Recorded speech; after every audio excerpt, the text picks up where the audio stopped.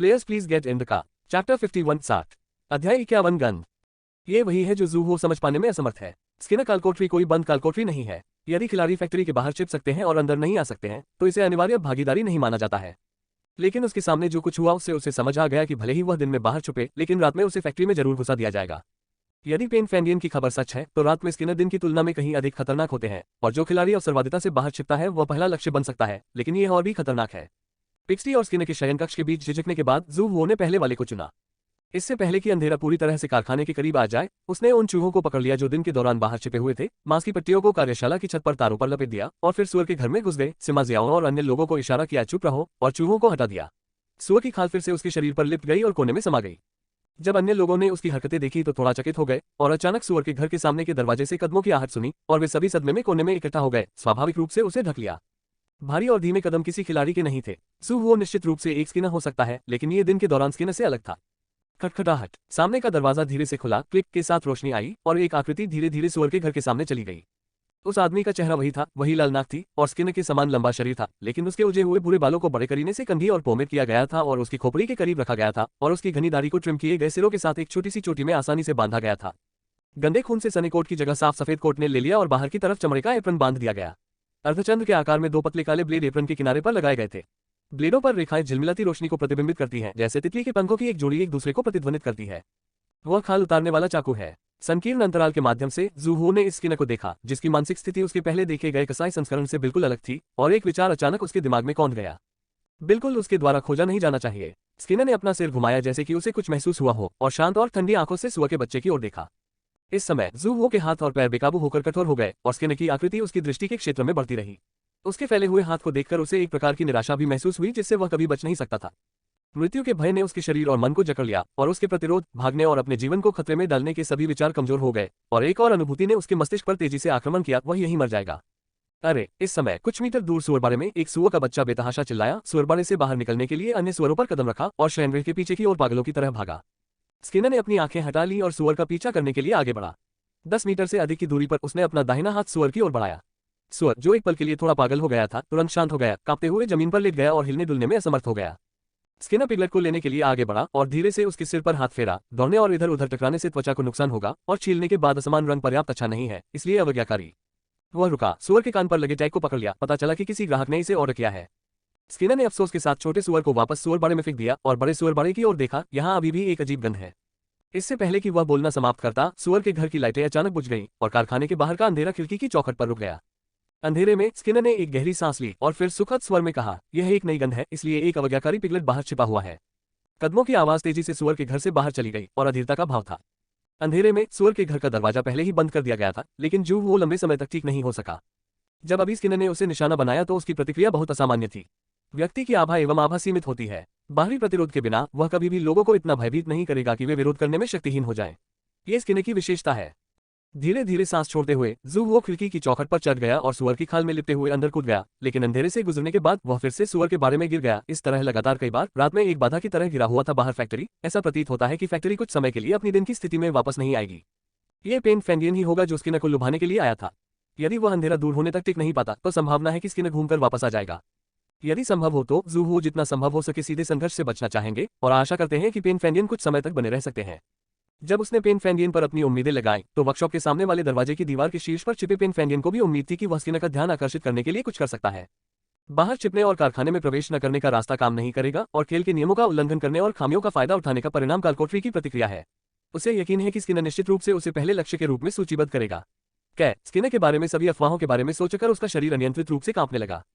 पीछे के सुअर घर, स्किनर के शयन कक्ष और गुप्त कक्ष, बूचड़खाने और आसन गोदाम को छोड़कर कारखाने की दीवार से छत तक की दीवारें मूल रूप से खोखली हैं, इसलिए जब तक कोण पर्याप्त ऊंचा है कम या ज्यादा फैक्ट्री के अन्य स्थानों की स्थिति को भी सामने लाया जा सकता है। जैसे ही वह अंदर आया उसे दीवार के खिलाफ फेंक दिया गया और उसने तुरंत अपने ट्रैक छुपाने के बाद स्थान बदलने की योजना नहीं बनाई। चाहे वह शयन कक्ष हो, कार्यालय हो या सामने फर का कमरा हो, वह उसमें प्रवेश करने पर ही कलश में पकड़ा जा सकता है। दीवार पर छिपना और स्किनर के गुजरने का इंतजार करना बेहतर है। फिर तानपेई और अन्य लोगों के लाउंज में प्रवेश करे। ठीक इसी समय फैक्ट्री में बिजली फिर से कट गई, इसलिए उसने स्किनर को बेवकूफ बनाने की उम्मीद में उन सभी विशेषताओं और प्रॉप्स का इस्तेमाल किया जो उसकी पटरियों को कवर कर सकते थे। लाइटें बंद होने के आधे मिनट से भी कम समय के बाद सुअर के घर का पिछला दरवाजा खुला और चर्मकार की आकृति अंदर चली गई। हालांकि वह अपनी उपस्थिति स्पष्ट रूप से नहीं देख सका, लेकिन कदमों की आवाज सुनकर वह चला गया पास का गोदाम। पेन फैंडियन का दिल थोड़ा शांत हुआ। इतनी दूरी से अगर स्किनर को पता चल गया तो उसे पहले गोली मारनी चाहिए थी। वह गोदाम में गया, जिससे साबित हुआ कि वह नहीं मिला। जब वह घबराकर स्किनर के दोबारा आने का इंतजार कर रहा था, गोदाम के सामने प्लेयर लाउंज में एक व्यक्ति अचानक बिस्तर से उठा और बिना किसी को ध्यान दिए, बिना आवाज किए कमरे से बाहर चला गया। इतनी कम दूरी और खिलाड़ी के लिए बिना ध्यान में आए सतर्क रहना असंभव है, जब तक कि वह विशेषताओं या प्रॉप्स का उपयोग नहीं करता है। इससे पहले कि उनमें से 6 ने गठबंधन बनाया, उनमें से प्रत्येक ने संक्षेप में अपनी विशेषताओं का परिचय दिया। पेन फेंगियन को यह पता था कि यह जू वेचान की विशेषता चिराग के नीचे अंधेरा है। वह किस लिए बाहर आया था? जू वेचान, जो अंधेरे में था, उसने ये भी नहीं देखा कि दीवार पर कोई और व्यक्ति था। वह कार्यशाला में चुपचाप घुस गया, गोदाम में मौजूद स्किनर से बचते हुए, और सामने के दरवाजे से बाहर फर वाले कमरे में चला गया। अध्याय 52 गर्दन का पिछला भाग। जू वो द्वारा दिए गए स्थान के अनुसार जू वेचान को तेंदुए की खाल का एक टुकड़ा सटीक रूप से मिला। बहुत देर तक उसे छूने के बाद उसने धीमी आवाज में शाप दिया, फिर गेंडे की खाल के दूसरे टुकड़े की ओर मुड़ा और थोड़ी देर तक उसे रगड़ने के बाद उसने अचानक त्वचा को फाड़ दिया और जमीन पर फेंक दिया। कुत्ता, बुरी तरह से शाप देते हुए वह स्किनर के शयनकक्ष में घुस गया। शयनकक्ष के दरवाजे के खुलने और बंद होने के बाद पेन फेंगियन, जो दीवार पर लेटा हुआ था, ने अपने दिल में एक मूर्ख को कोसा, लेकिन उस स्किनर को देखा जो अभी अभी गोदाम से बाहर आया था। स्किनर ने एक हाथ में मोमबत्ती और दूसरे हाथ में जंग लगी मोटी लोहे की चेन पकड़ रखी थी और लोहे की चेन को बीम पर फेंक दिया। इसे लटकाने के बाद उन्होंने ऊंचाई का परीक्षण किया और नीचे एक अल्कोहल लैंप जलाया। लोहे की चेन की नोक से लटके धातु के हुक को रोशन करती है। जंग लगी लोहे की चेन के विपरीत ये चमकीला दर्पण जैसा धातु का हुक लौ के जलने पर धीरे धीरे लाल हो जाता है और लाल रोशनी का प्रभामंडल काफी हद तक फैल जाता है। चलिए, जल्द ही कार्यशाला में शामिल किया जाएगा। पेन फेंगियन के माथे से पसीना टपक रहा था, उसकी नाक का सिरा दीवार से सटा हुआ था, उसकी आंखें पास में पड़ी धूल पर टिकी थी और उसने अपनी आंख के कोने से स्किनर के पास जाने की हिम्मत भी नहीं की। वह 100% आश्वस्त है कि लाल धातु का हुक एक विशेष सहारा है और वह विशिष्ट प्रभाव नहीं जानता है। अब वह केवल प्रार्थना कर सकता है कि इसमें कोई खोज कार्य न हो और उसका अपना प्रस्ताव यू कांट सी मी कोई मायने नहीं रखता। चाहे वह स्किनर को घूर रहा हो या प्रकाश की उपस्थिति में हो, इससे ये कम प्रभावी हो गया। 2 छोटे सुआ। स्किनर हिल गया और फुसफुसाया, एक बहुत शरारती है और उसने मेरी प्यारी त्वचा को तोड़ दिया है, और दूसरा अवज्ञाकारी है और खेल के समय अभी भी बाहर छिपा हुआ है। हमें पहले किससे निपटना चाहिए? जब उन्होंने पहला वाक्य कहा तब भी वह कार्यशाला के केंद्र में थे, और जब उन्होंने आखिरी वाक्य पूछा तो उनकी आवाज पेन फेंगियन के कान के करीब लग रही थी। पेन फेंगियन को बहुत पसीना आ रहा था, उसकी आंखें बेतहाशा कांप रही थी। उसने स्किनर पर ध्यान केंद्रित करने की हिम्मत नहीं की, जो अचानक उसकी दृष्टि की रेखा में आ गया और उसी समय उसके बाएं हाथ में आधी उंगली लंबा इंजेक्शन दिखाई दिया। 5 उंगलियां पकड़ी गईं, काली दवा उसके हाथ की हथेली में इंजेक्ट की गई और एक काली रक्तवाहिका त्वचा से उभरी। ये तेजी से बांह के साथ छाती तक चली गई और जैसे ही यह हृदय तक पहुंची, वह दीवार पर लेट गई और मृत। स्किनर दीवार के नीचे खड़ा हो गया, मोमबत्ती पकड़ ली और अपने ऊपर लटके हुए व्यक्ति को देखा, अफसोस से अपना सिर हिलाया, फिर सामने के दरवाजे से बाहर चला गया और फर वाले कमरे में चला गया। स्किनर के शयनकक्ष में जब वह तीसरी बार खिड़की से बाहर कूदा और वापस मूल स्थान पर गिर गया तो जू वेचान को अंततः एहसास हुआ कि कुछ गलत था। मूल रूप से वह दूसरों को पहले से सीमा शुल्क साफ करने के लिए बताए बिना फर्ज प्राप्त करना चाहता था, लेकिन जू हो द्वारा दी गई स्थिति के अनुसार उसे 2 खाले लेने के बाद सीमा शुल्क निकासी संकेत भी नहीं मिला, जिससे ये स्पष्ट हो गया कि उसने गलत संदेश दिया है।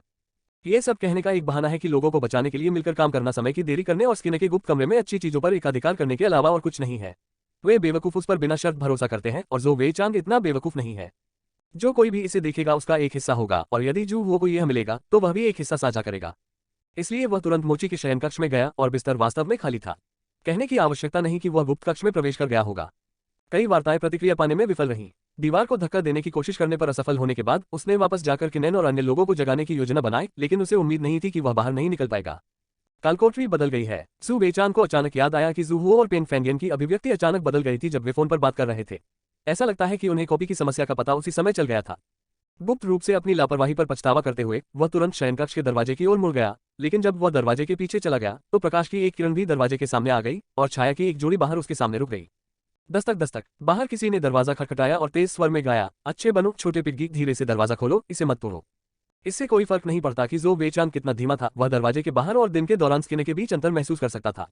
इसमें कोई आश्चर्य नहीं कि शयनकक्ष में इतनी देर तक चिल्लाने के बाद जू हो ने कोई आवाज नहीं निकाली। ऐसा लगता है कि वह पहले ही भाग चुका है। अच्छा बनो छोटे पिग्गी, दरवाजा खोलो, यदि तुम इसे नहीं खोलोगे तो मैं अंदर चला जाऊंगा। स्किनर की आवाज फिर से बदल गई और उसने उसी समय दरवाजे की कुंडी घुमा दी। झगड़ा करना। जू वेचान ने अपने हाथ में एक स्केटबोर्ड फेंक दिया। शयनकक्ष का दरवाजा एक आवाज के साथ जमीन पर गिर गया और जैसे ही स्केटबोर्ड उड़कर बाहर आया, जू वेचान ने छलांग लगाकर उस पर कदम रखा, स्किनर के ऊपर से छलांग लगाए और शयनकक्ष से बाहर कूद गया। मोमबत्ती की लौ स्थिर रही। स्किनर दरवाजे के पास खड़ा था, उसने पहले दरवाजे की ओर देखा और फिर जू वेचान की ओर देखा। रक्तरंजित आंखों की एक जोड़ी थोड़ी सी घूम गई, जैसे एक मृत व्यक्ति दूसरे मृत व्यक्ति को देख रहा हो। जू वेचान चौंक गया, ठंडे पसीने से तर हो गया और इतनी परवाह नहीं की, वह फर के पार भाग गया। बाहर जाने से पहले उसने पीछे मुड़कर देखा और पाया कि स्किनर अभी भी वही मूल मुद्रा में खड़ा था, लेकिन मोमबत्ती की रोशनी से कटे चेहरे का आधा हिस्सा धीरे धीरे मुस्कुराहट में बदल गया। जू वेचान का दिल डूब गया और उसने तुरंत गति बढ़ा दी, लेकिन अगले ही सेकंड में उसका पूरा शरीर लटकते हुए फर से टकरा गया। फर एक जीवित चीज की तरह है और यह उसके शरीर के बगल में उसके चारों ओर लिपटा हुआ है। हाथ हाथों से सिर तक है और फर उसके शरीर पर बिल्कुल फिट बैठता है। नेत्र बाघ। देखने में असमर्थ, बोलने में असमर्थ, ज़ोऊ वेईचांग लड़खड़ाते हुए दरवाजे से बाहर भागा, लेकिन 2 कदम के भीतर उसे एक और ताकत ने रोक दिया और उसके हाथों और पैरों के चारों ओर लिपटी त्वचा ने उसे जमीन पर घुटने टेकने के लिए मजबूर कर दिया। वह अभी भी वही था, कांप रहा था। स्किनर उसके पास आया और उसे पिछले पैरों से खींचकर वर्कशॉप की ओर ले गया। ज़ोऊ वेईचांग ने जोर से मदद के लिए पुकारा, लेकिन उसने जो अपना मुंह खोला वह एक अनसुनी धीमी दहाड़ थी। उसने दोनों हाथों से जमीन को खरोचा और कमजोर ताकत से जमीन पर कुछ निशान खींचे, जो लगभग नगण्य थे। हालांकि स्किनर ने मुड़कर ये देखा, पास आया और अपने हाथ तोड़ दिए और ठंडे स्वर में कहा, अवज्ञाकारी सुअरों को दंडित किया जाएगा। ज़ोऊ वेईचांग चिल्लाया और उसे धातु के हुक पर लटका दिया गया, जिसे शराब के लैंप ने लाल कर दिया था। बाद में खाल उतारने वाले ने बाहरी बाघ की खाल को छील दिया, उसके टूटे हुए हाथों को देखा और अफसोस के साथ कहा, यह हरा है, इस टुकड़े की खाल छीलने पर अच्छी नहीं लगती। उसकी गर्दन के पिछले हिस्से को एक धातु के हुक से छेदा गया था और जब वह उससे लटक रहा था तो ज़ोऊ वेईचांग की आंखें और होंठ कांप रहे थे। वह बोल या हिल नहीं सकता था और उसका शरीर पसीने से लथपथ था। स्किनर ने एक चमड़े का केस खोला और उसमें से चिमटी, फाइलें, विभिन्न आकृतियों के 1 दर्जन से अधिक छोटे ब्लेड और मछली पकड़ने की रेखा से बंधा एक मछली का कांटा निकाला। स्किनर ने इन चीजों को एक एक करके जला दिया, फिर ज़ोऊ वेईचांग की गर्दन के पीछे धातु के हुक की जांच की और फिर सामने की ओर वापस गया, एप्रन पर स्किनिंग चाकू को हटा दिया और इसे ध्यान से पोंछ दिया। कुछ स्तनधारी बचपन की यादों के कारण गर्दन के पीछे चुटकी काटने पर हिलने डुलने की हिम्मत नहीं करते। चाहे वह हाल ही में दूध चुराया हुआ बिल्ली का बच्चा हो या वयस्क बाघ या तेंदुआ, उन सभी का तंत्रिका प्रतिवर्त समान होता है। आपको खर्च करने की आवश्यकता नहीं है, उन्हें पकड़ने के लिए बहुत प्रयास किया गया। यह आज्ञाकारी, विनम्र और आज्ञाकारी होगा और छीलते समय हिलेगा नहीं और फर की सुंदरता को प्रभावित नहीं करेगा। ये लोगों के लिए भी ऐसा ही है। यदि आप गर्दन के पीछे की त्वचा के टुकड़े को हुक करते हैं तो मांसपेशियां आराम करेगी। हालांकि आप दर्द महसूस कर सकते हैं, लेकिन नसें त्वचा को कस नहीं पाएंगी, जिससे छिली हुई त्वचा समान रूप से खींच जाएगी। उद्धरण चिन्ह। मैं इसे नेक स्किन ऑफ डेस्टिनी कहता हूं और इसे वर्तमान में हुक ऑफ सोब्रिटी पर पहना जा रहा है और अभी भी 2 घंटे बाकी हैं। स्किनर ने ज़ोऊ वेईचांग की ओर देखा और उसके चेहरे की विशेषताओं ने एक मुस्कान जुटाए। आइए शुरू करें। अध्याय 53। बाहर अंधेरा छाने से पहले ज़ोऊ 4 घंटे तक सुअर के घर में छिपा रहा। उसने सुअर की खाल छिपा दी, सुअर के बच्चों को देखने गया और फिर बाहर से आए कई खिलाड़ियों के कमरे में चला गया। तान पेई और अन्य लोग अंधेरे में चुपचाप बैठे रहे, खून की गंध से भरी हवा में सन्नाटा छा गया। कौन मरा? उसने पूछा। अपने आप के लिए देखो। किन ने अपना चेहरा अपने हाथों से रगड़ा, झुककर जमीन की ओर देखा। सू हुओ ने दरवाजा खोला, ऑपरेटिंग टेबल पर मोमबत्तियां अभी भी बुझी हुई थीं। सबसे पहले उसने पेन फैंडियन को देखा जो दीवार पर मर रहा था, और फिर उसने व्यक्ति को कार्यशाला के केंद्र में लटका हुआ पाया। इसे अब इंसान नहीं कहा जा सकता है, ये सिर्फ लाल मांस की एक पट्टी है जिसकी त्वचा छिल गई है, लाल मांसपेशियां और रक्त वाहिकाएं उजागर हो गई हैं, और उसके शरीर से लगातार खून टपक रहा है। ये सब नीचे बाल्टी में टपक रहा है। उसे गर्दन के पीछे से लटका दिया गया था, लेकिन उसकी छाती फिर भी थोड़ी ऊपर उठी और नीचे गिरी। उसके सामने मानव त्वचा का एक पूरा टुकड़ा हवा में लटका हुआ है, किनारों को मछली के कांटों से छेदा गया है, एक पेंटिंग की तरह फैला हुआ और सपाट रखा गया है, एक पतला टुकड़ा मोमबत्ती की रोशनी में भी। जिसकी खाल उतारी गई उसका नाम ज़ोऊ वेईचांग था। हालांकि अभी तक कोई धुआं नहीं था, लेकिन इस स्तर पर मृत्यु समय की बात है। 1 सप्ताह तक इधर उधर देखने पर स्किनर का कोई पता नहीं चला। सू वो पेन फैंडियन को नीचे गिराने वाला था। अप्रत्याशित रूप से लाश की आंखें अचानक घूम गईं और वह अपनी मुट्ठियां हिलाते हुए चेहरे पर काली और नीली नसों के साथ दीवार से नीचे कूद गई। उसके चेहरे पर मारो। सू वो ने उसकी मुट्ठी से परहेज किया। जब वह बगल में मुड़ा तो उसकी बांह पकड़ ली और अपनी आवाज धीमी कर दी। स्किनर कहा गया। पेन फैंडियन जोर जोर से हाँफ रहा था, उसकी क्रोधित और घृणा भरी आंखों में भय मिश्रित था और उसने अपना मुंह खोला, न जाने क्या वह अवाक था या बोलने से डर रहा था। जू वो ने देखा कि वह सही स्थिति में नहीं है, इसलिए उसने तुरंत उसे खिलाड़ी के कमरे में खींच लिया। जैसे ही दरवाजा बंद हुआ, पेन फैंडियन ने उस पर पागलपन से हमला कर दिया और यहां तक कि केन और अन्य लोगों को भी आपदा का सामना करना पड़ा। यान केन और जियांदाजी ने उसे एक साथ पकड़ लिया और पहले ने डरते हुए कहा, ये स्किनर नहीं हो सकता। क्या आपने उसे कोई पागल वायरस का इंजेक्शन लगाया है? तान पेई ने अपने दांत पीस लिए और पेन फैंडियन को थप्पड़ मारने के लिए आगे बढ़े। अगर तुम मरे नहीं हो तो शांत रहो। क्या तुम चाहते हो कि दूसरे लोग ज़ोऊ वेईचांग की तरह बने? पेन फैंडियन की आंखें लाल थीं और वह अब दूसरे लोगों की बातें नहीं सुन सकता था।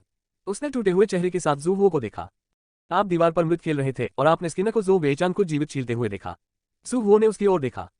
किन और अन्य सभी ने भोजन किया। वर्कशॉप में ज्यादा हलचल तो नहीं थी, लेकिन उनका ध्यान खींचने के लिए ये काफी थी। ये पता चलने के बाद कि ज़ोऊ वेईचांग गायब है, किन ने तुरंत कार्यशाला में स्थिति की परिप्रेक्ष्य से जांच की। उस समय ज़ोऊ वेईचांग की खोपड़ी पहले ही फट चुकी थी। किन उस समय सदमे का वर्णन नहीं कर सका, लेकिन केवल एक नजर के बाद उसने अपनी विशेषताओं को दूर कर दिया और कभी भी दूसरी बार देखने की हिम्मत नहीं की। उद्धरण चिन्ह ... जीवित। उसकी चमड़ी जिंदा ही उतार दी गई। पेन फैंडियन ने कर्कश आवाज में कांपते हुए कहा, वह सब खत्म होने के बाद भी जीवित है।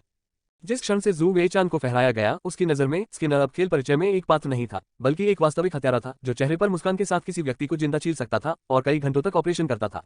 वह हिल भी नहीं सकता है और क्योंकि उसने मृत होने का नाटक करने की औषधि का उपयोग किया है, वह अपनी आंखें भी बंद नहीं कर सकता है, वह केवल शुरू से अंत तक देख सकता है।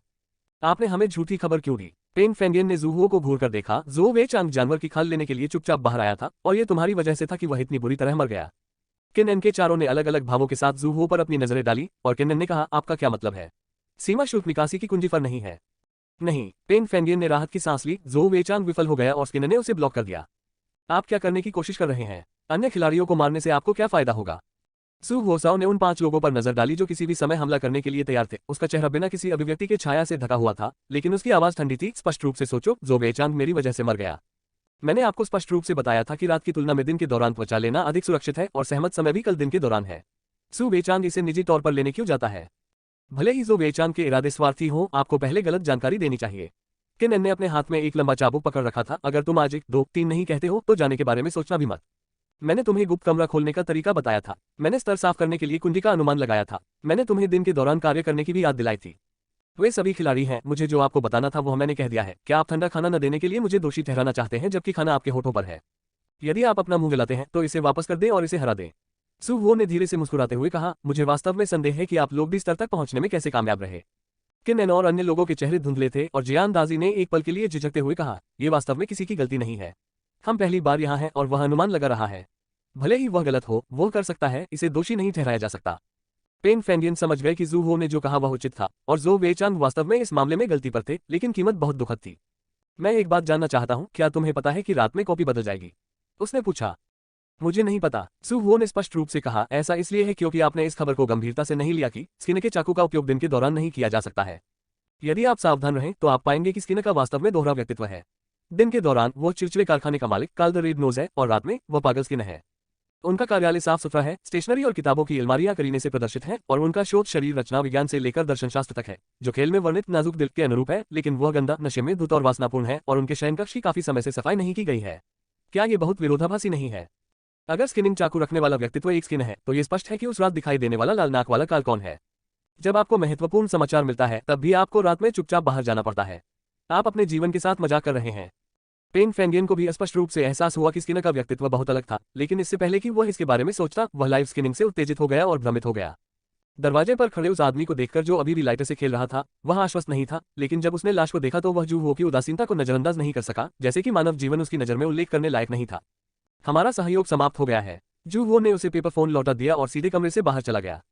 क्या ऐसा है? यान कैन ने उसकी पीठ की ओर देखा और फुसफुसाया, वास्तव में मुझे नहीं लगता कि वह गलत है, लेकिन वह नहीं जानता था कि ज़ो वेईचांग अन्य लोगों की पीठ पीछे काम करेगा, और अभी हमने बाहर जाने की हिम्मत नहीं की लोगों को बचाने के लिए।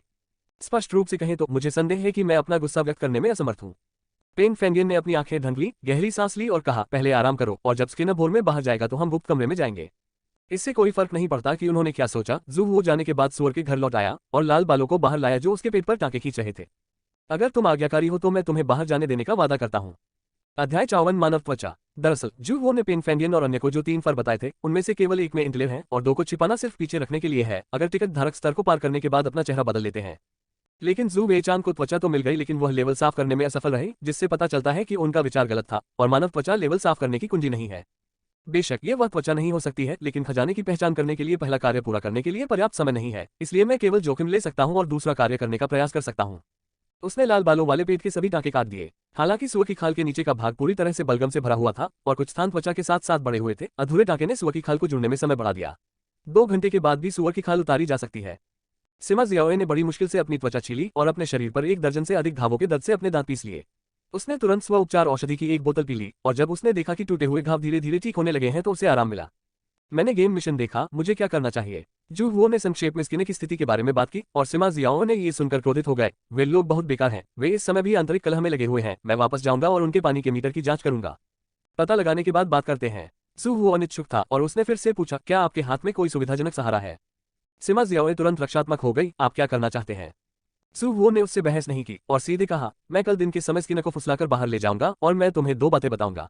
तुम जो कर सकते हो वह कर सकते हो। उसने अपनी आवाज धीमी करते हुए कहा, आप क्या सोचते हैं?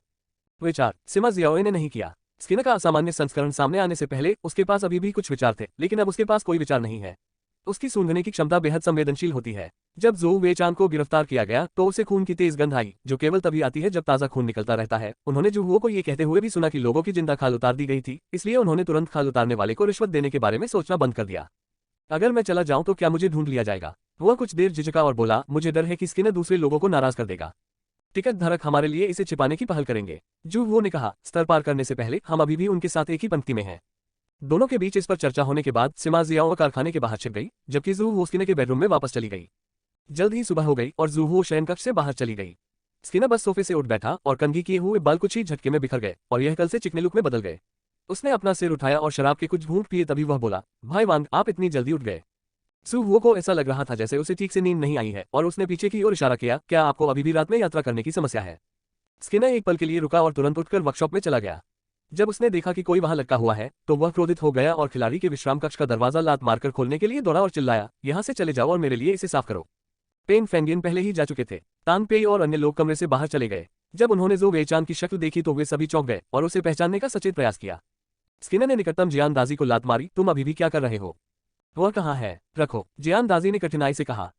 ये सब बूचड़खाने में फेंक दो, कल कोई थोकमाल लेने आएगा। तुम मांस को टुकड़ों में काटकर पैक कर दो, सिर या आंतरिक अंगों को मत छोड़ना। स्किनर रुका और कुछ लोगों की ओर अंधेरे से देखा, अगर मुझे पता चल जाए कि तुम चोरी करते हो।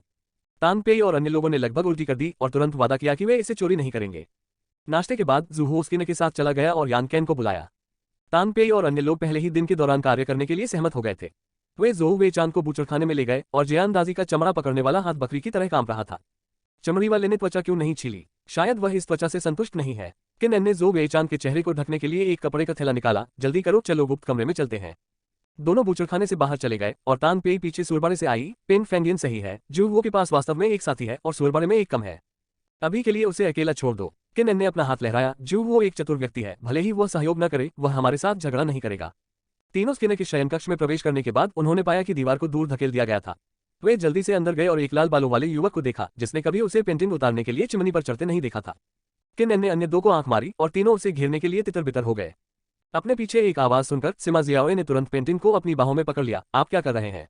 आप पेंटिंग को पकड़ना चाहते हैं? किन ने तान पेई की ओर देखा। तान पेई ने अपना सिर हिलाया और उन तीनों ने अपनी स्थिति बंद कर ली। लेवल साफ करने के लिए किसी से संकेत नहीं मिला जिससे ये साबित हो कि पेंटिंग द स्किनर्स ट्रेजर नहीं है। सू वो ने आपसे वह पेंटिंग लेने के लिए क्यों कहा? किन अभी भी पूछने में मदद नहीं कर सका। सिमा जियाओ ने ठंडी सांस ली, चिमनी में जलती हुई छड़ी उठाए और चली गई। वे लोगों को बचाना नहीं चाहते क्या वे? तान पेई ने अविश्वसनीय ढंग से कहा। चूंकि वे सीमा शुल्क निकासी वस्तुएं नहीं हैं, उनका उपयोग केवल लोगों को बचाने के लिए किया जा सकता है। इन चीजों के मालिक खाल उतारने वाले हैं और जब तक खाल उतारने वाले मर न जाएं, अगर उन्हें ये मिल भी जाए तो वे बेकार हैं। क्या ऐसा हो सकता है कि ज़ूहो के पास सीमा शुल्क साफ करने का कोई तरीका हो? जियानदाजी ने अन्य दो की ओर देखा। किन ने गुप्त कमरे के चारों ओर देखा और अचानक उसे याद आया कि पेन फेंगियन ने कल रात क्या कहा था। वह घूमा और बाहर चला गया और फर वाले कमरे में दाखिल हुआ। उसने ज़ूहो द्वारा बताई गई स्थिति के अनुसार 3 खालों की खोज की और तीसरी खाल तक उन्हें नहीं मिली। रुकते हुए एक हाथ से त्वचा को चिकोटी काटते हुए और दूसरे हाथ से बालों को पकड़ते हुए दोनों तरफ खींचते हुए केवल चीला सुनने के लिए मानव त्वचा की एक पतली परत इंटलेयर में उजागर हो गई। मिशन, जितनी अधिक मूल्यवान चीजें हैं उन्हें खोना उतना ही आसान है को पूरा करने और हाओवेई फ्रेश मीट सप्लाई फैक्ट्री की कॉपी को सफलतापूर्वक पास करने के लिए सभी खिलाड़ियों को बधाई। अल्पविराम। मिशन, जितनी अधिक मूल्यवान चीजें हैं उन्हें खोना उतना ही आसान है को पूरा करने और हाओवेई फ्रेश मीट सप्लाई फैक्ट्री की प्रति को सफलतापूर्वक पारित करने के लिए टिकट धारकों को बधाई। ये प्रतिलिपि एक समूह प्रतिलिपि है और सामान्य रेटिंग डी स्तर है। चूंकि खिलाड़ी इस कालकोठरी में एक यादृच्छिक खिलाड़ी है और रेटिंग में भाग नहीं लेता है, जिस खिलाड़ी के पास टिकट है वह स्तर पार कर जाता है। आप चुन सकते हैं कि अब कालकोठरी छोड़ना है या नहीं। हाँ, नहीं। जब केन और अन्य को गेम रिमाइंडर प्राप्त हुआ तो जूवो को भी ये प्राप्त हुआ। यान कैन और उसके बगल वाले स्किनर की शारीरिक भाषा में मामूली बदलाव को देखकर उसकी आंखें अचानक डूब गईं और फिर उसकी मांसपेशियां अनियंत्रित रूप से तनावग्रस्त हो गईं। स्किनर, जो पहले आलसे से कुर्सी पर लेटा हुआ था, धीरे धीरे सीधा बैठ गया, पूरे ध्यान से पानी पर तैरते हुए को घूर रहा था और अचानक भावुक होकर बोला, ये बहुत अच्छा होगा यदि कोई स्थायी पास हो और कोई नहीं है, इसे इधर उधर ले जाने की जरूरत है। उसने अचानक अपना सिर घुमाया और जूवो की आकृति उसकी दोनों आंखों की पुतलियों में प्रतिबिंबित हुई। तुम में से उस छोटे पिग्गी की गंध आ रही है जो कल भाग गया था। यान कैन के हाथ में मौजूद बाल्टी जोर से जमीन पर गिरी। जूवो ने अपनी उंगलियां हिलाई और अचानक हंसा। उसने मछली पकड़ने वाली छड़ी खींची और एक मोटी मछली कांटे पर संघर्ष करने लगी। अध्याय 55 छापेमारी। जैसे ही उसने मछली देखी, स्किनर की अभिव्यक्ति तुरंत बदल गई। उसने उथले पानी में कदम रखा और मछली पकड़ने की रेखा पकड़ ली। उसे तौला, अच्छा आदमी, यह आधे से अधिक बिल्ली है, मैंने आधे में इतनी बड़ी मछली नहीं पकड़ी है, मुझे यहाँ आए 1 महीना हो गया है। मछली। स्किनर को देखकर जिसकी अभिव्यक्ति और व्यक्तित्व बिल्कुल बदल गया था, यान कैन सदमे में था, झिझक रहा था कि क्या कालकोठरी छोड़नी चाहिए, लेकिन जूवो अचानक खड़ा हुआ और कारखाने की दिशा में इशारा किया, वहां आग लगी है। स्किनर अचानक नदी से कूद गया, पहाड़ी की तरह यान कैन की ओर दौड़ा, उसका सिर पकड़ा और उसे 2 थप्पड़ मारे, फिर उसे पीछे खींच लिया। मैं आज इन गैंगस्टरों को मार डालूंगा। कुतिया। स्किनर की 5 उंगलियां उसके सिर में फंसी हुई लग रही थी। यान कैन बिल्कुल भी विरोध नहीं कर सकता था, इसलिए वह केवल उसे वापस कारखाने में खींचने दे सकता था। वे तीनों सामने के दरवाजे में दाखिल हुए और स्किनर ने देखा कि फर वाले कमरे में कुछ भी गड़बड़ नहीं थी और उसने देखा कि सुअर के बारे से घना धुआं निकल रहा था और कोई आग बुझाने के लिए चिल्ला रहा था, इसलिए उसने एक खाली जगह पकड़ ली, बाल्टी और कार्यशाला में भाग गया। तभी वह अंदर गया, उसके पिछले पैर उसकी पीठ पर गिर गए और एक जीपलाइन बगल से उड़ी, उसके टखनों को उलझा दिया और उसे बीम पर खींच लिया। यान कैन ने पहचान लिया कि चाबुक किनेन का सहारा था। उसे एहसास हुआ कि उन्होंने ऐसा किया है और तेजी से कार्यशाला में भाग गया और उसके हाथ में एक पतली 3 मीटर लंबी सफेद हड्डी दिखाई दी और सफेद हड्डी का एक तरफ था एक तेज ब्लेड के लिए जमीन दहाड़ते हुए और स्किनर की गर्दन की ओर काटते हुए। हालांकि शरीर और सिर का अपेक्षित अलगाव नहीं हुआ। स्किनर जो उल्टा लटका हुआ था, उसने अपना सिर ढकने के लिए अपनी भुजाएं मोड़ ली और हड्डी का चाकू स्टील और धातु पर कटा हुआ लग रहा था। दरार। उसी समय यान कैन की अभिव्यक्ति भी टूट गई। वह संकट में चिल्लाया, मेरा सहारा। इसके बारे में इतनी चिंता मत करो। तान पेई हवा की तरह उसके पास से गुजरी, उसका बायां पैर काट दो। वे श्लेपित दांत स्किनर के चारों ओर उड़ते हैं, आग को आकर्षित करते हैं और स्किनर की त्वचा पर जहर रगड़ते हैं। हिंसक रूप से कांपते स्किनर ने किनेन पर बहुत दबाव डाला। उसने अपने दांत पीस लिए और कहा, जल्दी करो, मैं अब और नहीं रुक सकता। ये जल्द ही तैयार हो जाएगा। तानपेई और जियानदाजी पहले ही गर्दन पर चढ़ चुके हैं। जियानदाजी स्किनर के पैर को पकड़ने के लिए जिम्मेदार है। तानपेई ने उसके टखने पर हाथ रखा और चिल्लाया, तुम नहीं हो, मैं नहीं हूं, तुम मैं हूं। मैं। तानपेई को अभी भी कुछ कहना था, लेकिन इस समय स्किनर ने पेन फैंगियन के परेशान करने वाले दांत को नजरअंदाज कर दिया। अपनी पूरी ताकत से घूम गया, एक हाथ से अपने बगल वाले प्लेने को पकड़ लिया और उसे बीम पर पटक दिया। गर्दन अचानक ढह गया और तानपेई और जियानदाजी को बीम से पीछे हटना पड़ा। उड़ती धूल ने कुछ समय के लिए दृश्य को अवरुद्ध कर दिया, लेकिन किनेन को उसके चाबुक से आगे खींच लिया गया और वह कुछ कदम आगे बढ़ गया। उसकी अभिव्यक्ति में भारी बदलाव आया और वह कोड़ा वापस लेने ही वाला था कि अचानक दूसरा सिरा ढीला हो गया और फिर कोड़े की एक टूटी हुई पूंछ बाहर फेंक दी गई। धूल के बीच से खड़ी एक लंबी परछाई को देखकर कई खिलाड़ियों के चेहरे डूब गए। बैंग कुन। स्किनर ने अपनी फौलाद जैसी भुजाएं लहराई, लक्ष्यहीन ढंग से पत्थर फेंके और उग्रता से दहाड़ा, मैं तुम सबके सिर काट डालूंगा। खिलाड़ी बार बार पीछे हटते रहे, लेकिन इसी समय स्किनर फिसल गया और धड़ाम से जमीन पर गिर पड़ा। ऐसा लग रहा था जैसे उसका बायां पैर किसी चीज से खींच लिया गया हो और ढही हुई बीम के नीचे चट्टानों के ढेर में खींच लिया गया हो। इसे करें। पेन फैंगियन ने खिड़की से छलांग लगाए और स्किनर की ओर दौड़ा। जियानदाजी के तुरंत बाद किनेन और यान कैन सभी आगे बढ़े। स्किनर के बाएं और दाएं हाथों को दबाने के लिए अपनी पूरी ताकत का इस्तेमाल किया। तानपेई ने स्किनर के पैर को गले लगाने का अवसर लिया। तुम नहीं हो, मैं नहीं हूं, तुम मैं हो और मैं तुम हूं। इन दो वाक्यों को चिल्लाने के बाद उसकी अभिव्यक्ति स्पष्ट रूप से शांत हो गई थी। अगले ही पल उसने एक पत्थर उठाया और उसका बायां पैर टूट गया। दरार दरार एक। शायद कार्यशाला में दो टूटी हुई आवाजें सुनाई दी और अगले ही पल स्किनर दर्द से चिल्लाया। तानपेई को लात मारी, उसके ऊपरी शरीर को अचानक सीधा किया और अपनी बाहों के झटके से 4 खिलाड़ियों को बाहर फेंक दिया।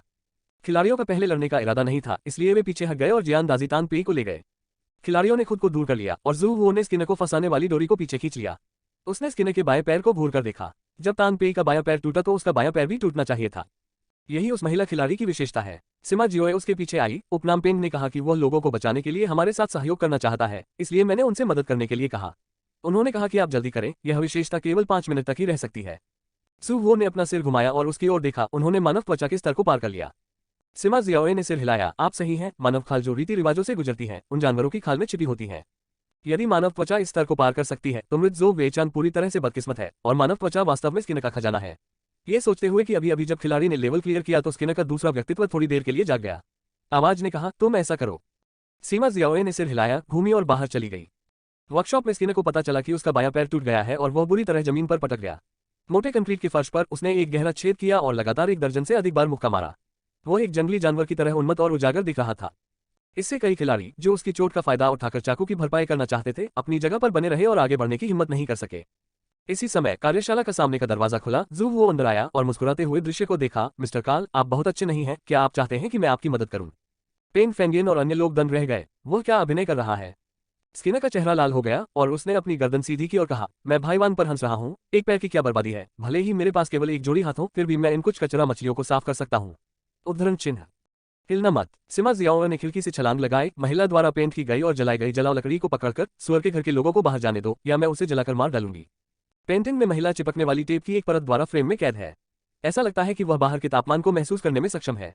इससे बचते हुए वह चुपचाप सह रही है। वह स्किनर के पास भी पहुंचती है, मानो मदद मांग रही हो।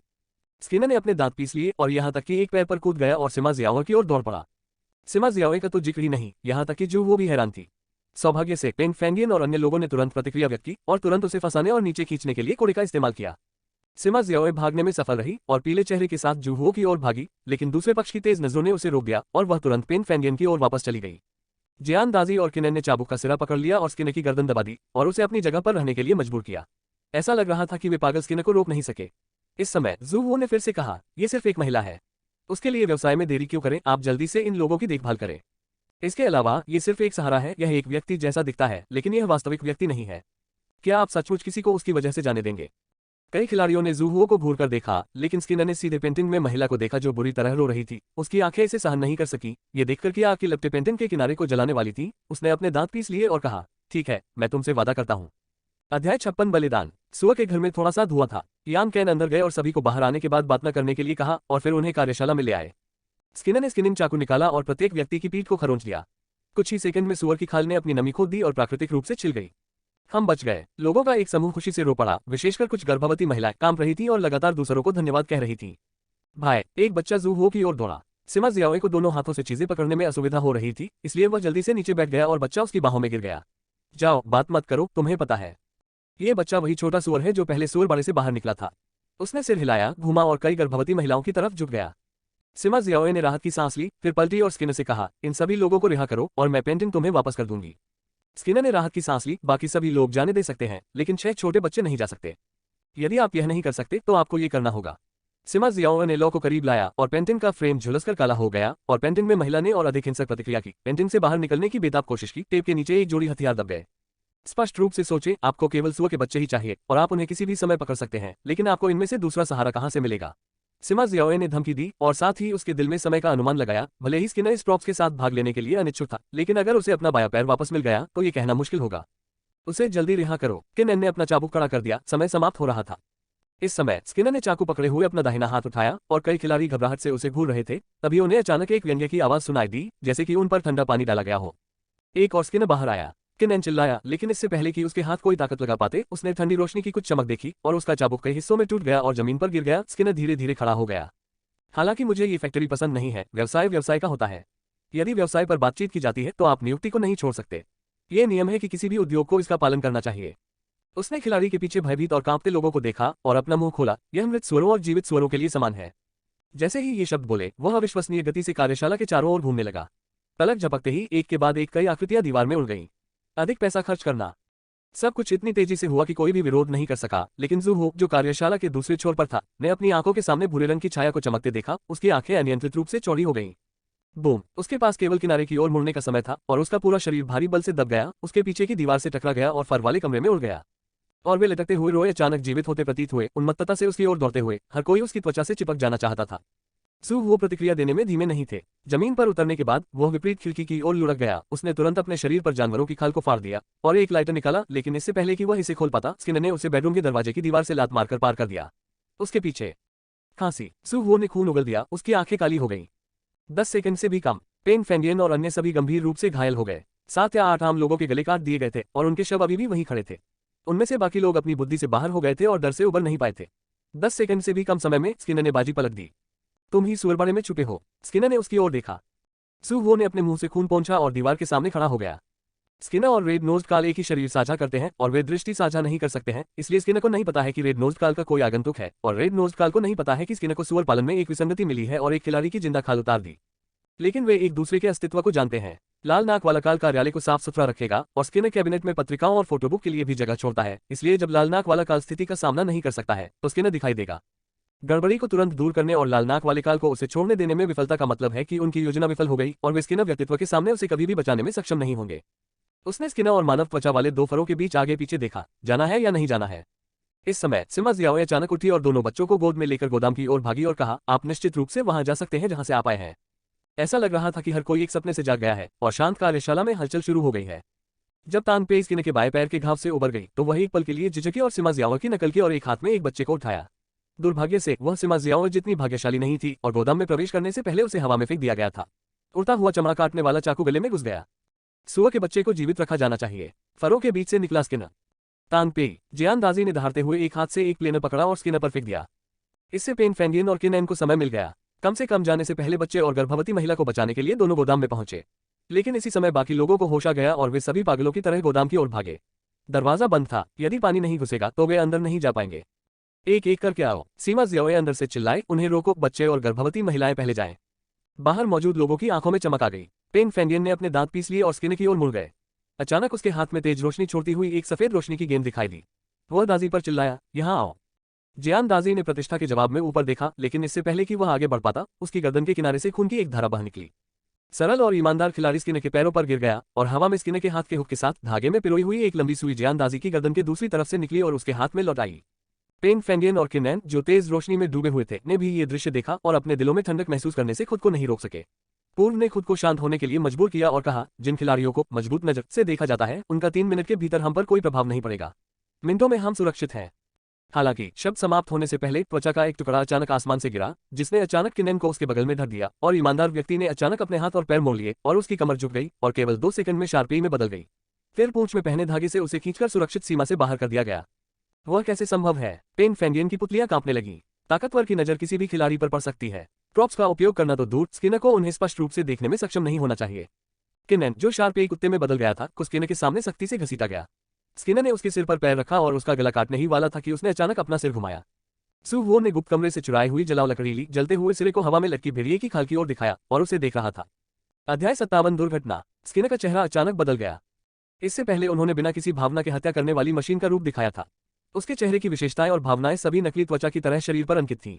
उसका डर विभिन्न प्रजातियों का भी डर था। वह एक इंसान की तरह था, लेकिन इंसान नहीं, मानवीय भावनाओं के बिना, निडर, बिना प्राथमिकताओं के, बिना खामियों के, जिससे लोगों के लिए हमला करना असंभव हो गया। लेकिन अब उसका शांत चेहरा घूम गया और उसकी आंखें लगभग बाहर निकल आईं। वह तुरंत ही एक अजय हत्यारा तारांकन से कमजोरियों वाले नश्वर व्यक्ति में बदल गया। इंसाफ। यान कैन, जो दूर छिपा हुआ था, अचानक चिल्लाया और किनेन, जिस पर स्किनर ने कदम रखा था, तुरंत एक बड़ी चट्टान में बदल गया और किनेन की जगह यान कैन ने ले ली। किनेन, जो मुक्त हो गया था, कुत्ते की खाल से बाहर निकला और जल्दी से कहा, हर कोई सावधान रहे, ये स्किनर की विशेषता है।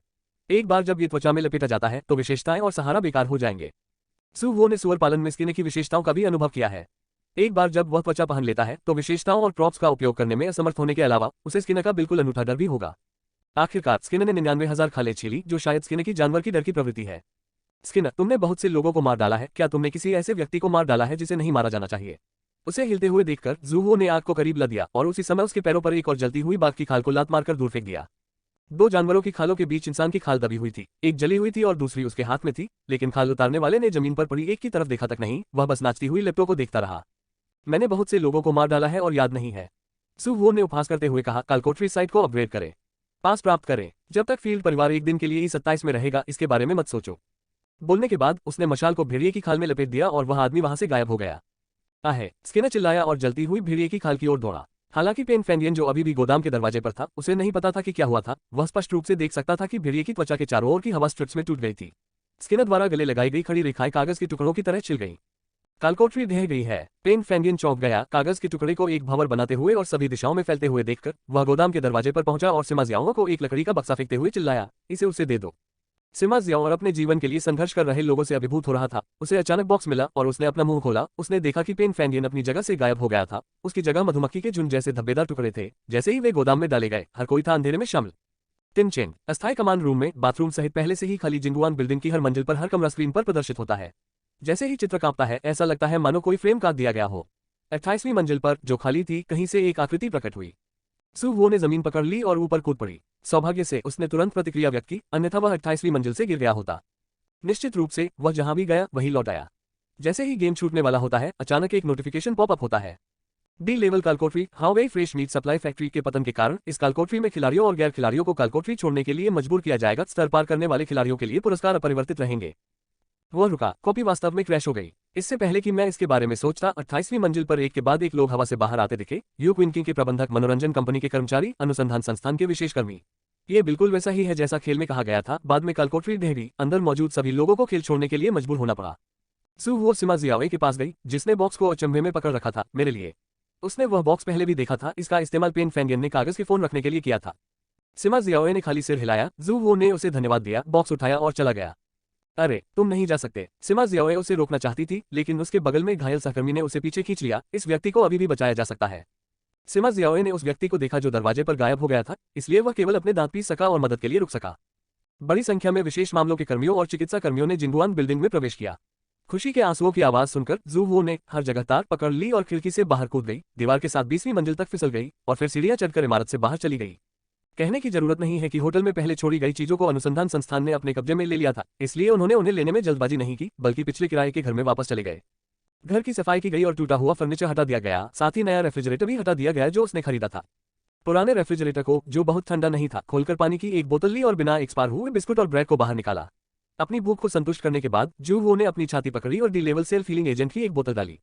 D level self healing agent का स्पष्ट प्रभाव होता है। कुछ मिनटों तक इसे पीने के बाद उनके सीने का दर्द पूरी तरह से गायब हो गया। उसने अपना हाथ हल्के से हिलाया और दर्द फिर से वापस आ गया।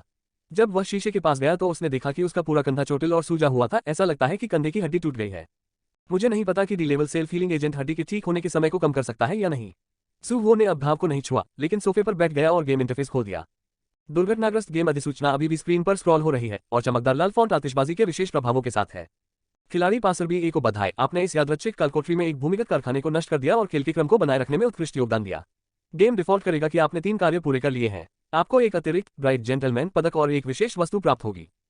इसके अलावा ये समय एक यादृच्छिक प्रतिलिपि है, इसलिए यह खिलाड़ी स्तर की रेटिंग में भाग नहीं ले सकता है।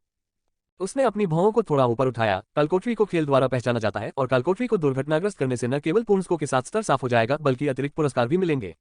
ये खेल जगत सचमुच स्वस्थ चित है। सोफे पर झुकते हुए जूहो के विचार तेजी से घूमे और अंततः जले हुए त्वचा के आखिरी टुकड़े पर टिक गए। सबसे पहले वह समय में देरी करने के लिए 2 मानव खालों में आग लगाना चाहता था, लेकिन उसे उम्मीद नहीं थी कि भेड़िए की खाल सामान्य आग से नहीं जलेगी। द स्किनर्स ट्रेजर से भी अधिक महत्वपूर्ण चीज को प्रॉप्स द्वारा भी संरक्षित किया जाता है। मुझे लगता है भेड़िए की खाल में इंसान की खाल बहुत खास होती है। वह मूल रूप से इसका उपयोग स्किनर के लिए एक छेद खोदने के लिए करना चाहता था, लेकिन प्रतिलिपि का ढह जाना अप्रत्याशित था। अभी तक नहीं। लेकिन यह भी एक आश्चर्य की बात है, जैसे वह सिर्फ खुजलाना चाहता था और दूसरी बोतल लेना चाहता था और अंत में उसने पहला पुरस्कार जीत लिया। भेड़िए के फर में फंसी चीज प्रतिलिपि के लिए बहुत महत्वपूर्ण होनी चाहिए। यदि वह क्षतिग्रस्त या गायब है तो प्रतिलिपि दुर्घटनाग्रस्त हो जाएगी। भेड़िया फर में छिपा हुआ और कारखाने में लटका हुआ, इसका मतलब है कि कम से कम इसे उदाहरण के शुरुआती समय के दौरान इन्वेंट्री में संग्रहित नहीं किया जा सकता है, या यह उदाहरण का ही हिस्सा है और संग्रहित नहीं किया जा सकता है लेकिन केवल छिपाया जा सकता है। आइए इसे कालकोठरी का मूल कहें। कोड नष्ट हो जाता है और सभी खिलाड़ियों और गैर खिलाड़ियों को अलग होने के लिए मजबूर किया जाता है। क्या इसका मतलब यह है कि एक बार डी स्तरीय कालकोठरी ढह जाने के बाद इसे दोबारा नहीं खोला जा सकता है? जू वो ने स्किनर के प्रदर्शन को देखते हुए अपनी त्रुटि रगड़ी। भले ही वह इस स्तर तक नहीं पहुंचे, ये ज्यादा बेहतर नहीं होगा। शायद पेन फैंडियन को अंदर से कुछ पता था। उसने डिब्बे से कागज का फोन निकाला और कान से चिपका लिया। अध्याय 58 कॉलिंग। मिस्टर जू, क्या वह आप हैं? जल्द ही पेपर फोन से पेन फैंडियन की आश्चर्यचकित आवाज आई। मैं जल्द ही 014 डिवीजन छोड़ रहा हूँ। अगर मैं जाने से पहले संपर्क नहीं कर सका तो मुझे नहीं पता कि अगली बार कब होगा। 014 ये नंबर जू हो के वापसी टिकट पर दिखाई दिया। ये सही है, मैं ही 27 वर्महोल पॉइंट 009 का खिलाड़ी हूँ। पेन फैंडियन ने समझाया, जब आप डी लेवल खिलाड़ी बन जाते हैं तो प्रत्येक टिकट पर एक स्टेशन का पता होगा। इस बार स्किनर की कॉपी 014 में है। पेपर फोन केवल एक ही क्षेत्र में कनेक्ट किए जा सकते हैं। मिस्टर जू, क्या आप E27 के स्थानीय खिलाड़ी नहीं हैं? मैं हूँ। जू वो ने फिर पूछा, E27 वर्महोल बिंदु के अलावा क्या अन्य वर्महोल बिंदु भी हैं? दूसरे छोर पर पेन फैंडियन ने 2 सेकंड के लिए रुककर कहा, कुछ होना चाहिए। मेरे बड़े भाई ने इसी लेवल कालकोठरी में D13 वर्महोल पॉइंट पर खिलाड़ियों का सामना किया है, लेकिन ऐसा बहुत दुर्लभ है। मूल रूप से किसी भी वर्महोल पॉइंट पर खिलाड़ी इस वर्महोल पॉइंट पर प्रतियां बनाएंगे। मैंने कई प्रतियां बनाई हैं और मुझे कभी भी अन्य वर्महोल पॉइंट के खिलाड़ियों का सामना नहीं करना पड़ा है। क्या आपने कभी अस्थायी पास के बारे में सुना है? सू वो ने पूछा। ये स्किनर द्वारा उल्लिखित शब्दावली है। इस वाक्य का तात्पर्य है कि स्किनर की यादृच्छिक प्रतिलिपि हर जगह प्रसारित की जाती है और साइटों के बीच स्वतंत्र रूप से यात्रा नहीं कर सकती है, और अस्थायी पास स्वतंत्र रूप से स्थानांतरित करने की अनुमति का प्रतिनिधित्व करता प्रतीत होता है। भाई पेन फैंडियन सी लेवल कालकोठरी में अन्य वर्महोल पॉइंट के खिलाड़ियों से मिल सकते हैं, जिसका अर्थ है कि 2 वर्महोल पॉइंट के बीच अंतर संचार उन्नत खिलाड़ियों का विशेषाधिकार नहीं है। पेन फैंडियन की आवाज पहले जितनी उत्साहित नहीं थी। उन्होंने कहा, अस्थायी पास? मैंने किसी को इसका उल्लेख करते नहीं सुना। एरिया 009 में कालकोठरी को प्रदर्शित हुए 5 साल से अधिक समय हो गया है। वर्तमान में 10 से अधिक 20 स्तर के खिलाड़ी नहीं हैं। ये कुछ विशेष आइटम हो सकता है। साइट पर सुपर प्लेयर होने का क्या मतलब है? सू वो ने पूछना जारी रखा। कुछ कालकोठरी मालिक मूल रूप से खिलाड़ी थे। ऐसे कालकोटर हैं जो स्किनर की तरह घूमते हैं और कुछ एक निश्चित कालकोठरी को खोलने के लिए एक स्टेशन पर तय किए जाते हैं। इस तरह के खिलाड़ियों की तुलना यादृच्छिक कालकोठरी मालिकों से नहीं की जा सकती है। पेपर फोन बनाने वाला पेपर प्लेयर 27 वर्महोल पॉइंट पर एक सुपर प्लेयर है। वह गेम की दुनिया में बहुत प्रसिद्ध है। कुछ कालकोठरियों में उसके द्वारा बनाए गए प्रॉप्स और पुरस्कार होंगे। E27 वर्महोल में कई विभाजन हैं जो कई अलग अलग दुनियाओं के बराबर हैं। कुछ विभाजनों में 009 शामिल है। खेल और खिलाड़ी इस दुनिया में सार्वजनिक हैं, जिसमें कुछ बुनियादी जानकारी भी शामिल है। हालांकि खिलाड़ियों के बीच कोई संचार मंच नहीं है, लेकिन बनाना शुरू करने के बाद बंद कालकोठरी आप साइट की दुनिया में घूम सकते हैं। यदि आप कुछ स्थानों पर जाते हैं जहां खेल पहले दिखाई देता था, तो आप इंटरनेट पर बहुत सारी जानकारी पा सकते हैं। मिस्टर जू, आप सी लेवल के खिलाड़ी नहीं हैं, क्या आप हैं? गैर बंद कालकोठरी में प्रवेश करने के बाद पेन फैंडियन ने जो जानकारी दी वह लगभग सामान्य ज्ञान है। यदि जूहो को यह बात पता भी नहीं है तो यह साबित होता है कि उसने कभी भी गैर बंद कालकोठरी को नहीं छुआ है। दूसरे शब्दों में, वह एक नया खिलाड़ी है। मैं एक ही लेवल खिलाड़ी हूँ, जूहो ने शांति से कहा। जिस दुनिया में मैं रहता हूँ वहाँ बड़ी संख्या में विकासवादी आए हुए केवल 1 महीना हुआ है। आपके द्वारा कहे गए आदेश के अनुसार 014 डिवीजन एक नया होना चाहिए आयामी दरारों के लिए विकसित खेल क्षेत्र। मैंने पहले केवल एक कालकोठरी का अनुभव किया है और स्किनर कालकोठरी पहली बार है जब मैंने एक यादृच्छिक कालकोठरी बनाई है। पेन फैंडियन ने अविश्वास में अपनी आवाज उठाई। फिर आपने डी लेवल कॉपी को क्रैश करने का प्रबंधन कैसे किया? मुझे लगता है कि यह कालकोठरी के केंद्र जैसा कुछ है। यह सिर्फ एक गलती है। सू वो अपनी अज्ञानता से थोड़ा निराश था। हालांकि कालकोठरी के पतन में बहुत भाग्य है। यह अज्ञात है कि कालकोठरी का मूल प्रत्येक कालकोठरी में है या नहीं। यहाँ तक कि अगर समान वस्तुएं हैं तो उन्हें खोजने में कठिनाई की तो बात ही छोड़ दे। भले ही वे मिल भी जाए, उन्हें नष्ट करना निश्चित रूप से आसान नहीं होगा। बहुत कम जानकारी और बहुत अधिक चर। आप वास्तव में अच्छे हैं। आपकी मानसिकता और पद्धति से मुझे लगा कि आपका स्तर कम से कम मेरे से ऊपर है। पेन फेंगियन ने ऐसे परिणाम की उम्मीद नहीं की थी, लेकिन जू वो की गुणवत्ता बहुत अच्छी है, शायद उन्हें जल्द ही ग्रेड डी में पदोन्नत किया जाएगा। आपने कहा था कि आपकी विश्व कालकोटरी लगभग 5 वर्षों से है। इवोल्वर्स की शुरुआती बैच के अलावा क्या इवोल्वर्स बनने का कोई और तरीका है? सू वो ने कुछ देर सोचने के बाद पूछा। वास्तव में खेल की दुनिया वास्तविकता से जुड़ने के बाद लोग विकासवादी बनते रहेंगे, लेकिन संख्या पहले जितनी बड़ी नहीं है। यदि कोई जबरदस्ती खेल में प्रवेश करना चाहता है तो वह विकासवादियों का खून इंजेक्ट करके परिवर्तन पूरा कर सकता है, जिन्होंने विकास एजेंटों को नहीं लिया है। पेन फेंगियन ने कुछ देर रुकने के बाद पूछा, आप विकासवादियों के आनुवंशिक दोषों के बारे में जानते हैं, है ना? यदि आप 1 महीने से अधिक समय तक विकासवादी एजेंट नहीं लेते हैं तो आपका पूरा शरीर सड़ जाएगा और कमजोरी से मर जाएगा। सू वो ने उत्तर दिया। ये सही है, ये दोष परिवर्तनीय है, यहाँ तक कि आदमखोर विकासवादी भी वही है। इसे नियमित रूप से लिया जाना चाहिए, इसलिए खेल की दुनिया में विकासवादी एजेंट बहुत महंगा है, पेन फेंगियन ने दृढ़ता से कहा। सू वो ने अपने हाथ के पिछले हिस्से को अपने माथे पर दबाया। क्या सुधार का कोई और रास्ता नहीं है? मैं इसके बारे में नहीं जानता, पेन फेंगियन ने झिझकते हुए कहा, क्योंकि जब विकासवादी मूल्य बढ़ेगा तो दवा का स्तर भी बढ़ेगा। P0 10% से कम है, P1 10% से 30% है और P2 30% से 50% है। यह एक P3 P4 विकास औषधि भी है। जब तक आप इसे लेते हैं आप विकसित होते रह सकते हैं, और विकास दर जितनी अधिक होगी खिलाड़ी उतना ही मजबूत होगा और खिलाड़ी का स्तर उतना ही अधिक होगा। क्योंकि P3 P4 औषधि है, इसका मतलब है कि उन्नत खिलाड़ी विकास औषधि की भी आवश्यकता है। हालांकि भले ही आप औषधि पर निर्भर हों, जैसे जैसे आपका स्तर बढ़ता है विकास औषधि प्राप्त करना मुश्किल नहीं होगा। जू वो ने टिप्पणी करने से इनकार कर दिया। किसी द्वारा गला घोटने के एहसास ने उसे बहुत असहज कर दिया। मिस्टर जू, स्किनर से कहे गए आखिरी वाक्य से आपका क्या मतलब था? पेन फेंगियन ये पूछे बिना नहीं रह सके, क्या आप जानते हैं कि स्किनर का फील्ड परिवार के साथ झगड़ा था?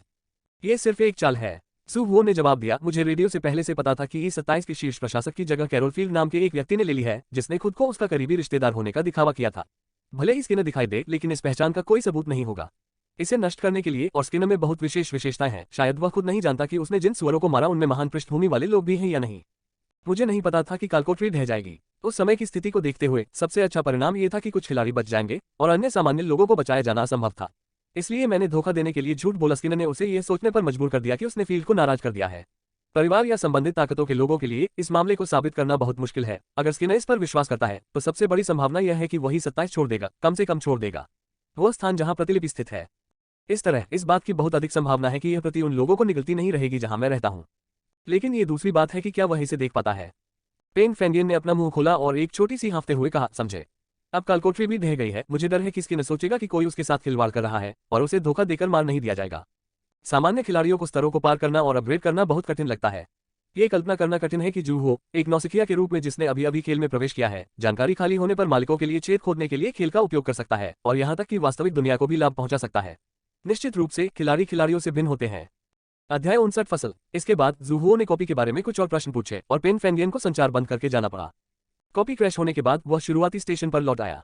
स्टेशन बहुत खतरनाक जगह है, उसके लिए कुछ मिनट हासिल करना आसान नहीं है, इसलिए उसे जल्द से जल्द एरिया 009 पर लौटना होगा। वह बॉक्स अग्निरोधी और जलरोधक है और आप इसे पेपर फोन के साथ इन्वेंट्री में रख सकते हैं।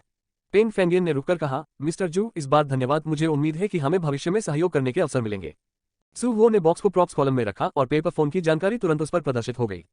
E27 वर्महोल पॉइंट के रहस्यमय प्लेयर पेपर आर्टिस्ट का बी लेवल प्रॉप्स E27 की एक अनूठी विशेषता है। उन्हें कालकोटरी में सहारा और पुरस्कार के रूप में वितरित किया जाता है। वे आमतौर पर जोड़े में दिखाई देते हैं। उपयोग के दायरे और विधि का पता लगाने के लिए खिलाड़ियों का स्वागत है। E27 wormhole point. पेन फेंगियन के अनुसार एक वर्महोल बिंदु वास्तव में एक छोटे ब्रह्मांड के बराबर है। इस ब्रह्मांड में अनेक स्वतंत्र स्थान हैं। प्रत्येक स्थान एक विश्व बनाता है और खेल द्वारा क्षेत्रों में विभाजित किया जाता है। लेकिन इतना छोटा ब्रह्मांड अकेले मौजूद नहीं है। क्षेत्र की संख्या और विकासवादियों के प्रकट होने के समय को देखते हुए खेल का दायरा बढ़ रहा है।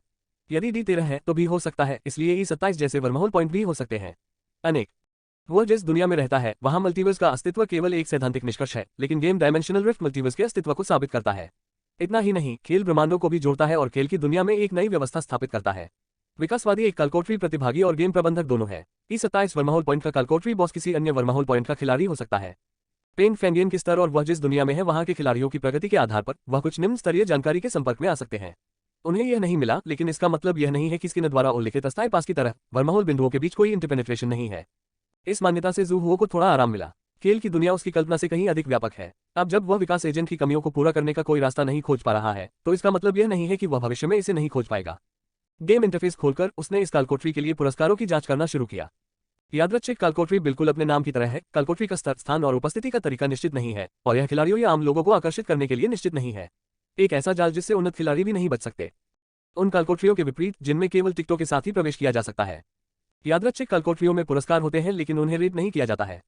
इसलिए आप चाहे कितनी भी यादृच्छिक कालकोठरियां बना लें, खिलाड़ी का स्तर नहीं बढ़ेगा और इनमें से अधिकांश कालकोठरियां यादृच्छिक खिलाड़ियों के लिए अपेक्षाकृत कठोर होती हैं और टिकट यदि खेल की समय सीमा समाप्त हो गई है लेकिन यादृच्छिक खिलाड़ी नहीं कर सकते हैं तो उन्हें जाने से पहले सीमा शुल्क निकासी कार्य पूरा करना होगा। लेकिन लाभ यह है कि यदि उसी अवधि के टिकट धारक सीमा शुल्क साफ कर देते हैं तो यादृच्छिक खिलाड़ी ले सकते हैं और जीत सकते हैं।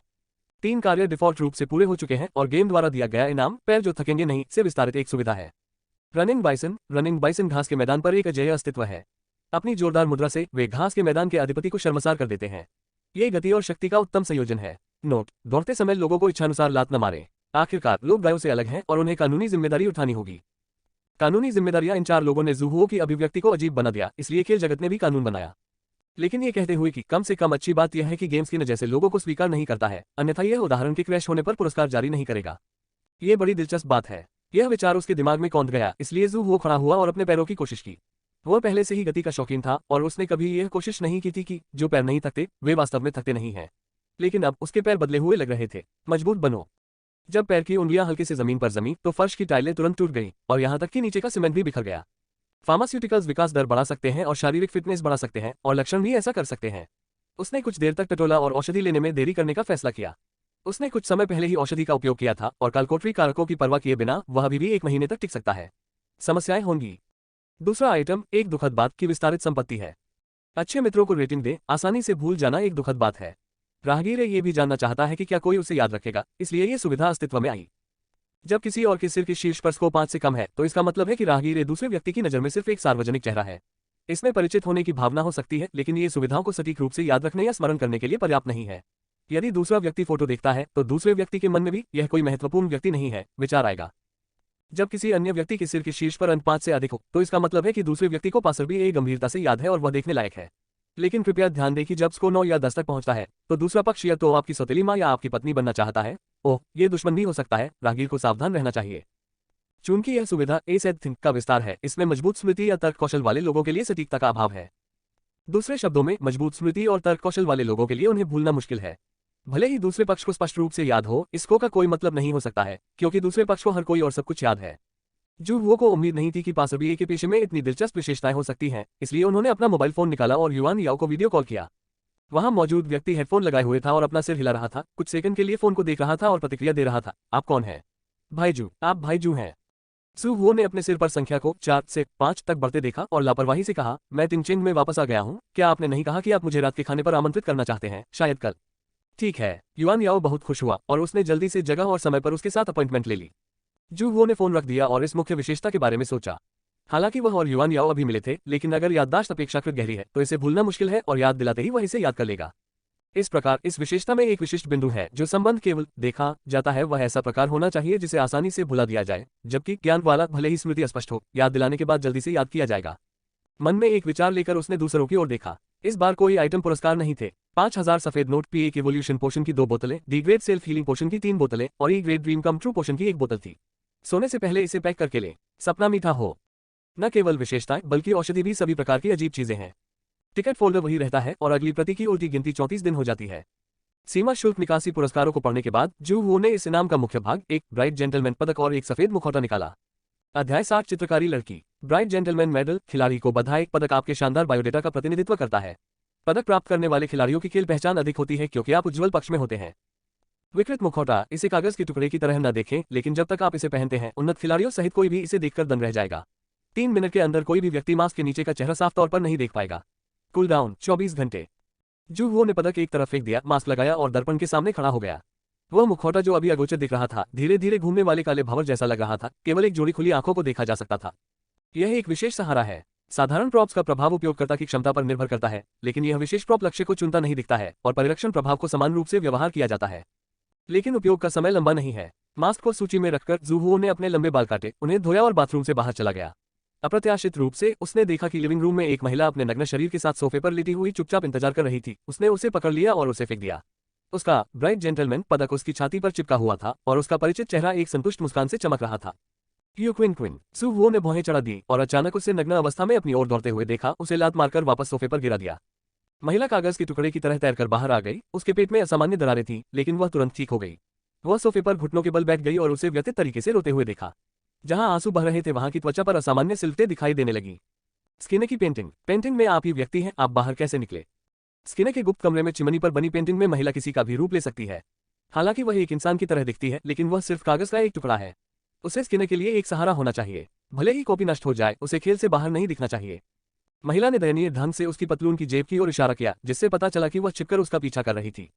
सू वो ने उसके सिर पर मूल्य नहीं देखा, इसलिए उसने पूछा, आप एक आइटम है, क्या आप इसे आइटम कॉलम में रख सकते हैं? महिला झिझकी। सू वो ने सीधे चेहरे के साथ उसे कपड़े का एक टुकड़ा फेंक दिया, तो फिर तुम जाओ। महिला फिर से रोने लगी और जू वो उसे तब तक देखता रहा जब तक उसका चेहरा फफोले से सूज नहीं गया और वह स्थिर रही। महिला ने अपने आंसू पोंछे और उसके चेहरे की विशेषताएं सामान्य होने के बाद वह विनम्रता से मुस्कुराए और उसे आंख मारी। सू वो ने बिना किसी भाव के सिगरेट जलाए, एक स्टूल खींचा और बैठ गई। थोड़ी देर तक शर्मनाक प्रदर्शन करने के बाद महिला ने खुद को साफ करने के लिए दयनीय रूप से झाड़ू और कपड़ा लिया। सू वो ने ठंडे ढंग से खर्राटे लिए और महिला कपड़ा पकड़कर जमीन पर आधी घुटनों के बल बैठ गई, उसकी ओर विनम्रता से देखते हुए, और अपने हाथों से इशारा किया कि वह सफाई करेगी, खाना बनाएगी और कपड़े धोएगी, और वह एक अच्छी गृहिणी है। दृढ़ हृदय वाले व्यक्ति ने आखिरकार हार मान ली, क्या चीजों को हिलाना संभव है? महिला उछलती है और अपने हाथों से 3 सीटर सोफा उठाती है। सू वो संतुष्टि के साथ मुस्कुराया और राहगीरों की तस्वीरें खोजने के लिए एक टैबलेट लिया। यदि आप ऐसे बन जाते हैं तो इस चेहरे को अब और न पकड़े। आपने ये चेहरा कहाँ देखा? महिला को तुरंत कॉफी टेबल के नीचे, सोफे के नीचे, टीवी कैबिनेट और अन्य अप्रत्याशित स्थानों से यू किंग की तस्वीर मिली। जू वो ने महिला को आदेश दिया कि इस घर में उसकी सभी तस्वीरें ढूंढो और उन्हें जला दो। अपना हाथ फिर बढ़ाया, पदक। महिला ने अपने हाथ मोड़े, अनिच्छा से उसे पदक दिया, उसकी जलभरी आंखों में लालसा भरी हुई थी। अफसोस की बात है कि जू हो को इस चेहरे पर कोई दया नहीं आई, इसलिए उसने अपने दौड़ने वाले जूते पहने और किराए का घर छोड़ दिया। एक निश्चित मात्रा में सोचने की क्षमता वाला एक इंसान जैसा प्रोप, हालांकि वह नहीं जानता कि यह उसका पीछा क्यों करता है, लेकिन उसकी राय में यह कोई बुरी बात नहीं है। वह हमेशा कुछ भी करेगा जो उसे खेल को समझने में मदद कर सकता है। जिस घर को उन्होंने किराए पर लिया था वह एक दूरदराज के इलाके में था, लेकिन कुछ मील दूर एक बड़ा प्राकृतिक पार्क था। जू वो ने टाइमर सेट किया और सीधे वहां चलने की योजना बनाई। कई मील तक मध्यम गति से दौड़ने के बाद पार्क में पहुंचने पर उनकी सांसों में ज्यादा बदलाव नहीं आया। हालांकि उसे पसीना आ रहा था, फिर भी उसे बिल्कुल भी थकान महसूस नहीं हुई, विशेषकर उसके पैर जो एकदम सही मशीन की तरह थे, और वह लंबे समय तक तेजी से नहीं दौड़ा। आमतौर पर बाद में थकान की प्रतिक्रिया होती थी। जांच करने के लिए रुका और पार्क के चारों ओर कुछ चक्कर लगाया। कुछ चक्कर लगाने के बाद उसे खुद को थकान महसूस हुई, लेकिन उसने अपने दिल पर पड़ रहे बोझ का ख्याल नहीं किया, तो उसे लगा कि वह अभी भी इस गति से दौड़ सकता है। पैर जो थकते नहीं का मतलब यह नहीं है कि वे वास्तव में थकते नहीं हैं, बल्कि यह है कि उनकी सहनशक्ति कई गुना बढ़ जाती है। एक उपकरण की तरह जिसमें कुछ हिस्सों को नवीनतम और महानतम से बदल दिया जाता है और अन्य हिस्सों को भी बदल दिया जाता है, इसलिए उपकरण को बेहतर और तेजी से काम करने के लिए इसे बदलने की आवश्यकता है। अब यदि वह अपने पैरों की सीमा तक पहुंचना चाहता है तो उसके शरीर का विकास जारी रखना होगा। इस प्रकार विकास कारक एक अपरिहार्य वस्तु बन गया है। अपने कपड़े उठाकर और अपना पसीना पोंछते हुए जू वो ने अपनी भीगी हुई शर्ट उतार दी, पार्क से बाहर चला गया और एक कार रोकी। उस समुदाय में वापस जहां मैं रहता था, मैंने नी जुबान की कार को फिर से नीचे देखा। ऊपर जाकर उसने पाया कि उसका छोटा सा किराए का घर लोगों से भरा हुआ था। नी जुबान और कुछ गुप्त एजेंटों को छोड़कर एक दयालु चेहरे वाला एक मध्यम आयु वर्ग का व्यक्ति भी था। जैसे ही अधेड़ उम्र के व्यक्ति ने उसे देखा, वह उससे हाथ मिलाने के लिए आगे आया। आप जू हो हैं, है ना? मैं टिनचेन फर्स्ट रिसर्च इंस्टीट्यूट की जांच टीम का नेता हूं। मैं इस बार आपको धन्यवाद देने के लिए यहाँ हूँ। लगभग 40 को बचाने के लिए देश और इन दर्जनों परिवारों की ओर से मैं आपको धन्यवाद देना चाहता हूं और आपकी मदद करने की उम्मीद में कुछ शोध संस्थानों के नवीनतम शोध परिणाम आपके लिए लाना चाहता हूं। सू वो ने शांत भाव से अपने बगल के उदास लाल बालों पर नजर डाली। ये सिर्फ भाग्य है, मैं भी खुद को बचाने की कोशिश कर रहा था। उस समय मैं उन दर्जनों लोगों को छोड़ने के लिए तैयार था। सिमा जियाओ ने तुरंत उसकी ओर देखा। बचाए गए लोगों की संख्या गिनने के बाद उन्होंने पाया कि जिन 2 बच्चों को सबसे पहले उनके द्वारा गोदाम के रास्ते में भेजा गया था, साथ ही जिंगुआन बिल्डिंग कंपनी के कुछ कर्मचारी जो जबरन अंदर घुसे थे, वे चले गए थे। उस समय उनका निर्णय गलत था। वह जिस रास्ते से अंदर आता था वह बाहर जा ही नहीं सकता था। उसने व्यक्तिगत रूप से 2 बच्चों को मार डाला। अगर वह थोड़ी देर और इंतजार करते तो शायद सभी को बचाया जा सकता था। महान मनोवैज्ञानिक आराम। वैसे भी आप ही थे जिन्होंने लोगों को बचाया और हमारे शोध संस्थान के कर्मचारियों को भी बचाया। हम पर आपका एहसान है। मैंने सिमा जियाओ से पहले कुछ छोटी छोटी बातों के कारण हुई गलतफहमी के लिए आपसे माफी मांगने के लिए कहा था। ग्रुप लीडर मुस्कुराया और लाल बालों को आगे बढ़ाया। सिमा जियाओ का चेहरा लाल हो गया और उसने सॉरी कहा। टीम लीडर वू ने अपनी ओर से बताया कि गिरफ्तारी किसी ऐसे व्यक्ति के कारण हुई जिसने गलत जानकारी दी। पहले भी हुआ। यहाँ 5 भी एक इवोल्यूशन एजेंट, 3 मांसपेशी बढ़ाने वाले और एक एंटीडोट है। टीम लीडर वू ने 3 एल्यूमिनियम बक्से निकाले। विष औषध। सू हो रुका। टीम लीडर वू ने सिर हिलाया। शोध में पाया गया है कि सभी इवोल्वर्स के शरीर में एक विष होता है। यदि आप लंबे समय तक इवोल्यूशन एजेंट नहीं लेते हैं तो विष इवोल्वर को ही नष्ट कर देगा। हालांकि मारक इस विष को खत्म नहीं कर सकता है, इससे शुरुआत के समय में देरी हो सकती है। क्या यह उपयोगी है? क्या इसके कोई दुष्प्रभाव हैं? सू हो ने सरल और सीधे तौर पर पूछा। 20 विकासवादियों पर प्रयोग किए गए हैं और शुरुआत से मृत्यु तक का समय कम से कम दोगुना किया जा सकता है। सू हो ने प्रोफेसर हान के बारे में सोचा। क्या ये प्रारंभिक ट्रेन में विदेशी प्रजातियों द्वारा ले जाए गए विष पर काम करता है?